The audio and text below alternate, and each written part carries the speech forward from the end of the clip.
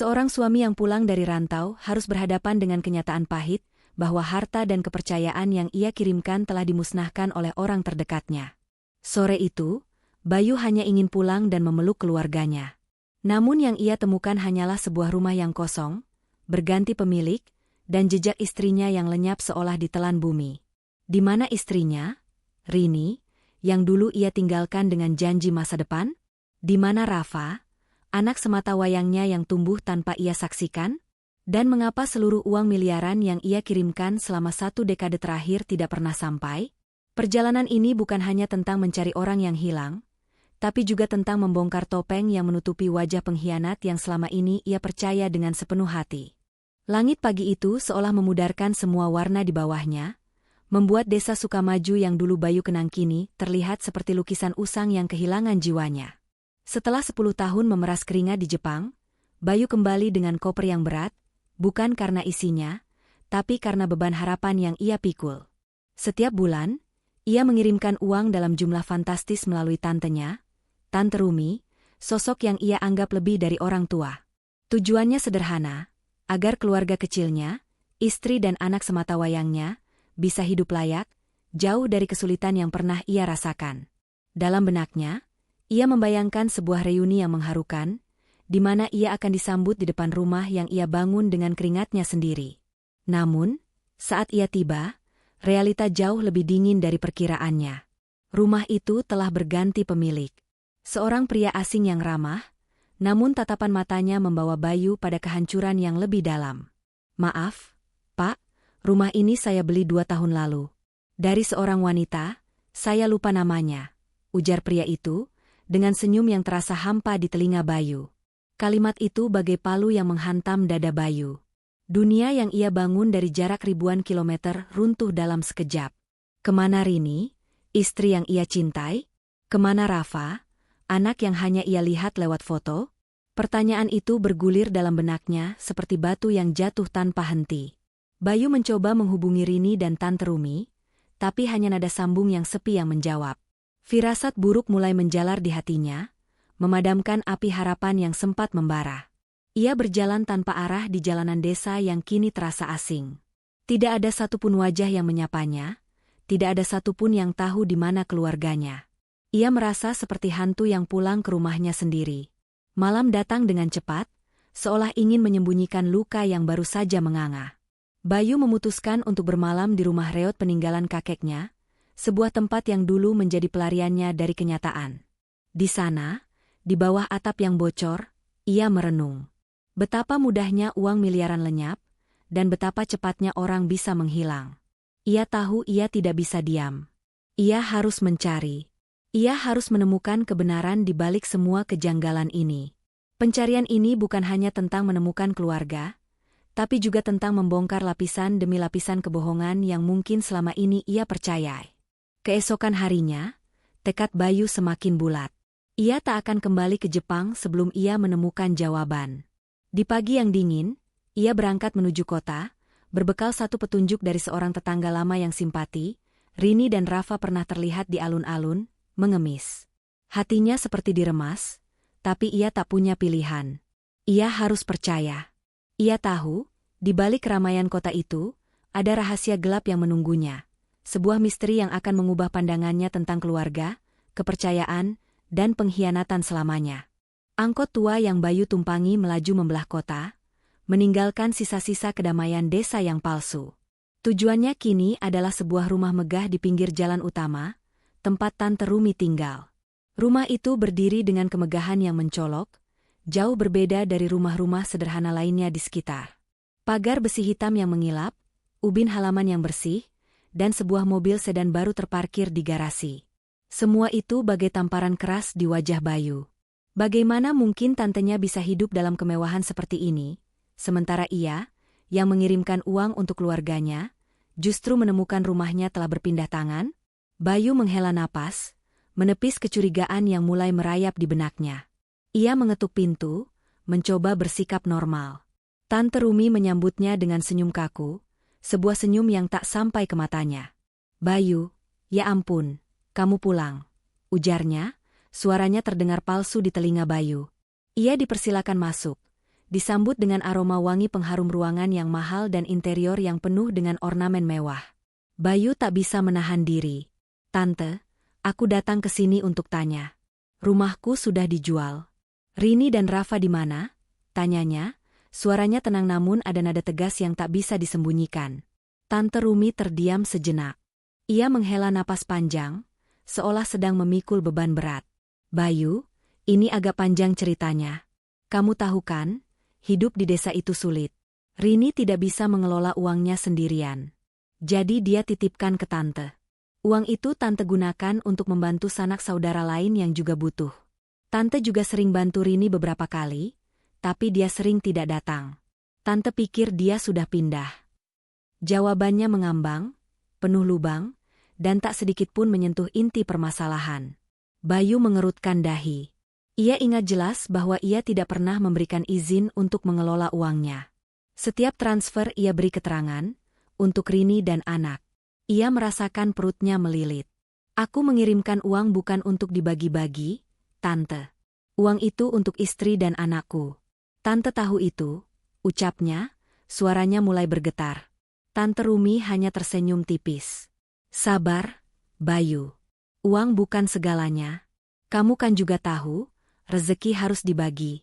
Tante hanya membantu menyalurkannya.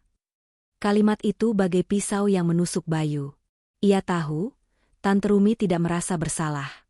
Ia merasa berhak atas uang itu, berhak untuk mengelolanya, berhak untuk memanfaatkannya demi keluarga besar.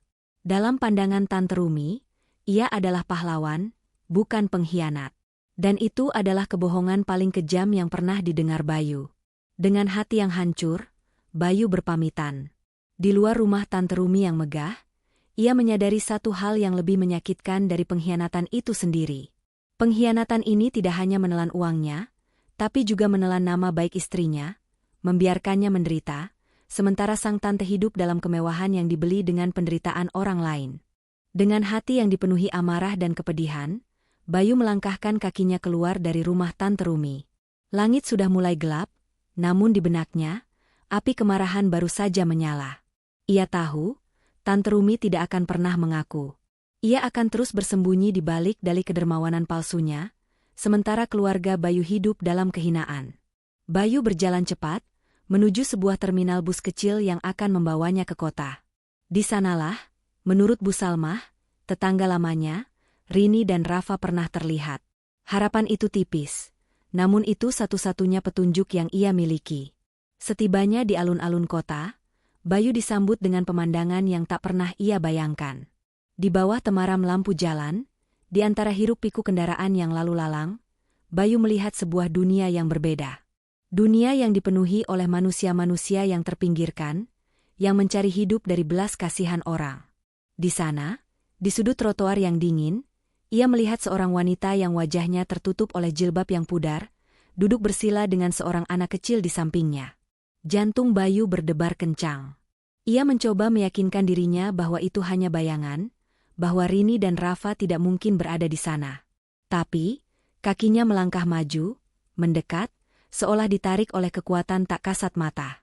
Semakin dekat, semakin jelas wajah wanita itu. Pipi yang cekung, mata yang cekung, dan sorot mata yang penuh kelelahan. Namun di sana, Bayu mengenali cinta yang tak lekang oleh waktu. Itu Rini, istrinya. Di sebelahnya, Rafa, anak yang ia rindukan, duduk dengan tubuh kurus, menyodorkan kaleng plastik ke arah pengendara. Dada Bayu terasa sesak, air matanya tak bisa dibendung. Bagaimana mungkin wanita yang ia tinggalkan dengan janji masa depan yang cerah kini hidup dalam kehinaan seperti ini? Bagaimana mungkin anak yang seharusnya berada di bangku sekolah, justru mengemis di jalanan? Semua uang yang ia kirim, semua kerja kerasnya, semua doanya, tak berarti apa-apa. Bayu jatuh berlutut di hadapan mereka, tak peduli pada tatapan orang-orang yang lalu lalang. "Rini," bisiknya, suaranya nyaris tak terdengar. Rini menoleh, matanya membelalak, terkejut melihat Bayu ada di hadapannya. Ia tidak bisa percaya. Ia pikir Bayu sudah melupakannya, meninggalkannya. Tapi di sana, di hadapan orang-orang, Bayu berlutut, memeluknya. Rafa yang bingung, menatap dua orang dewasa yang kini saling memeluk. Bu, siapa ini? Tanyanya polos. Pertanyaan itu bagai pisau yang menusuk hati Bayu. Anaknya tidak mengenalnya. Itulah luka paling dalam yang harus ia rasakan.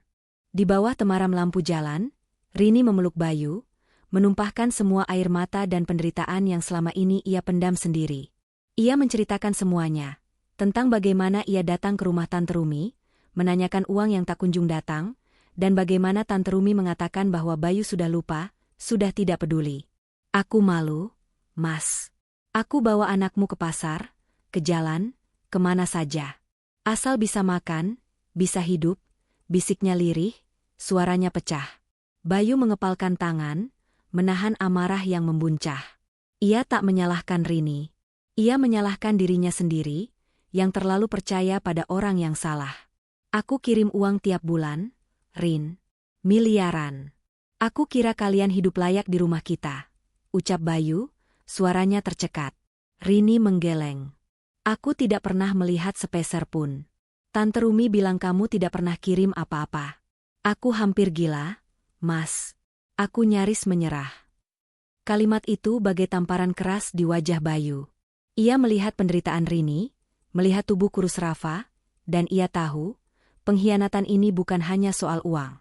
Ini soal harga diri, kehormatan, dan kemanusiaan. Bayu memeluk keduanya erat. Ia berjanji, ia tidak akan membiarkan mereka kembali ke jalanan.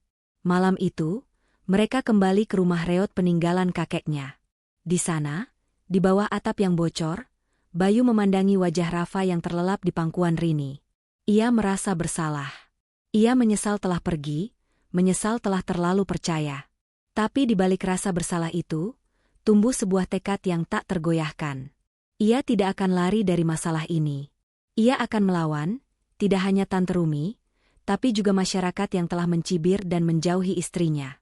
Ia akan membuktikan bahwa Rini adalah wanita yang kuat dan berharga. Pagi harinya, Bayu dan Rini memulai langkah kecil. Bayu mencari pekerjaan apapun, dari kuli panggul di pasar hingga tukang angkut barang. Rini mulai berjualan gorengan di depan rumah. Mereka tidak lagi mencari belas kasihan, tapi mencari martabat yang sempat hilang. Mereka tahu, jalan di depan akan berat. Tante Rumi tidak akan tinggal diam. Masyarakat akan terus berbisik. Tapi mereka tidak peduli. Mereka sudah menemukan satu sama lain, dan itu adalah modal terpenting untuk memulai hidup yang baru. Perjuangan Bayu tidak hanya di jalanan, tetapi juga di meja hukum. Setelah mengumpulkan semua bukti transfer dari bank, ia mendatangi seorang pengacara muda, Iqbal, yang bersedia membantu kasusnya secara gratis.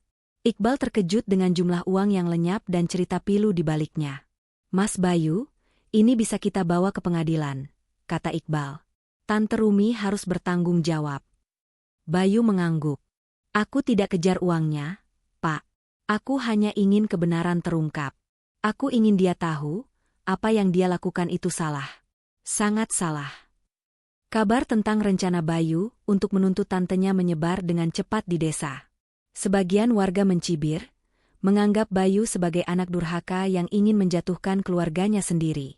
Mereka terlanjur percaya pada cerita palsu Tante Rumi yang mengatakan Bayu adalah keponakan yang tamak, yang iri pada kemewahan tantenya. Tante Rumi sendiri, saat mengetahui rencana itu, datang menemui Bayu, bukan untuk meminta maaf, melainkan untuk mengancam. Bayu, jangan aibkan keluarga. Jangan bawa masalah ini ke jalur hukum. Kita bisa selesaikan secara kekeluargaan, katanya dengan wajah panik. Bayu menatapnya dengan tenang. Keluarga? Kamu sudah merusak arti kata keluarga, Tante. Kamu membiarkan anakku mengemis dan istriku tidur di jalanan. Dan kamu masih berani bicara tentang keluarga. Persidangan pun dimulai. Gedung pengadilan dipenuhi oleh warga desa yang penasaran. Mereka datang untuk menyaksikan drama keluarga yang paling kontroversial. Tante Rumi datang dengan wajah tegang, tak lagi bersolek seperti biasanya. Ia mencoba membela diri, mengatakan bahwa ia hanya mengelola uang itu untuk kepentingan keluarga besar. Namun, Bayu membantah semua argumennya. Ia menunjukkan bukti-bukti transfer, menampilkan foto-foto Rafa saat ia masih mengemis, dan menceritakan perjuangan Rini yang harus hidup di jalanan. Di hadapan hakim dan puluhan pasang mata, Bayu membeberkan semua kebohongan yang telah merusak hidupnya dan keluarganya. Dia tidak hanya mencuri uang saya, Yang Mulia, ucap Bayu dengan suara tegas. Dia mencuri masa kecil anak saya, mencuri harga diri istri saya, dan mencuri kepercayaan saya pada keluarga saya sendiri. Putusan hakim membongkar semua kebohongan Tante Rumi.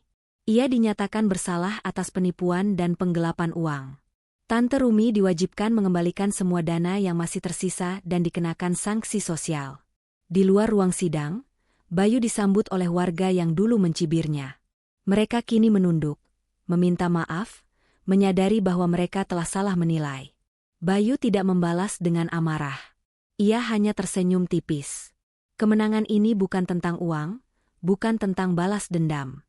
Kemenangan ini adalah tentang menegakkan kebenaran, tentang membuktikan bahwa kejujuran adalah harta yang tak bisa dibeli oleh uang. Hari-hari berikutnya, hidup Bayu dan Rini mulai membaik. Dengan bantuan beberapa warga yang kini bersimpati, mereka mulai merenovasi rumah reot peninggalan kakeknya. Rafa mulai bersekolah, dan Rini semakin giat berjualan. Luka masih ada, tapi mereka tahu, luka itu tidak akan pernah hilang. Mereka akan menjadikannya sebagai pengingat, bahwa dari kehancuran, kebahagiaan sejati dapat ditemukan. Mereka telah kehilangan banyak hal, tapi mereka juga telah menemukan sesuatu yang jauh lebih berharga, satu sama lain. Perjalanan Bayu, Rini, dan Rafa memang belum usai, namun kemenangan mereka bukanlah soal uang yang kembali, melainkan martabat dan harga diri yang telah mereka dapatkan kembali. Mereka memilih untuk membangun hidup baru dari nol, mengukir kebahagiaan dari serpihan luka, dan membuktikan bahwa keluarga yang utuh jauh lebih berharga daripada harta apapun. Kisah ini adalah fiksi, namun cerminan dari realitas yang dapat kita ambil pelajarannya.